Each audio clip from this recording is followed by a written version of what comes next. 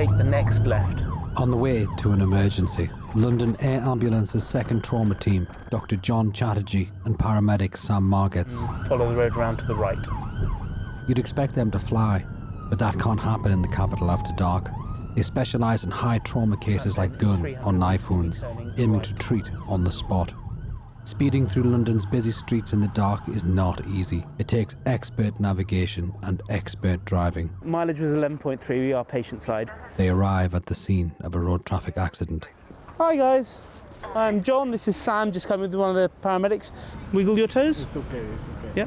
And where does it hurt here? Good news, the patient is well enough for a basic ambulance team to take them to hospital.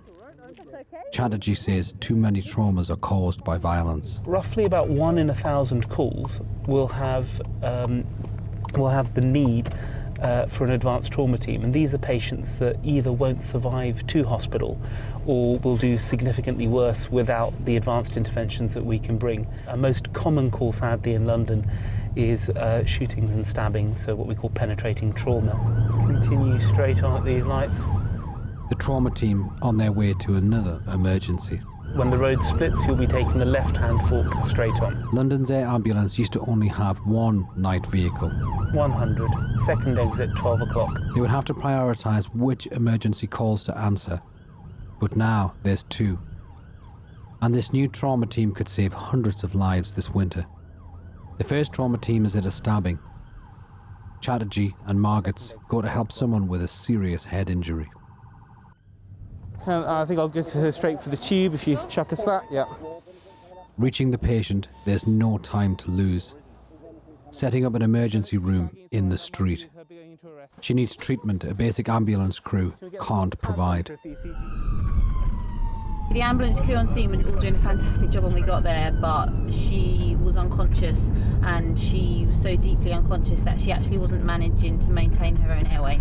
So she needed intubation, she needed an anaesthetic outside of hospital, which is something that the road ambulance is not able to give her. The patient does not make it.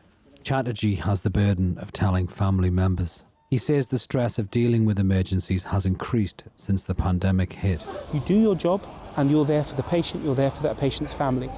But you take some of it home with you because you have to give a little bit of yourself when you talk to these families and you look after these patients, because otherwise you're not doing the job right.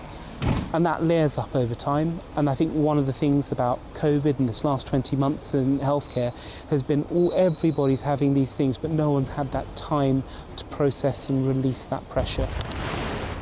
The team moves on to the next of many emergencies that will keep them busy tonight. Ready to go again? David English, NTD News.